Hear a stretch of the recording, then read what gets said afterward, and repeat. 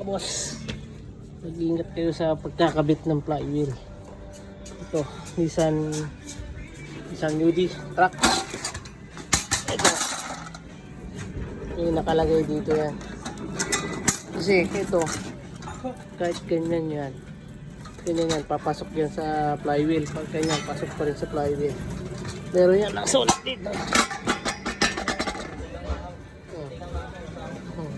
Flywheel side.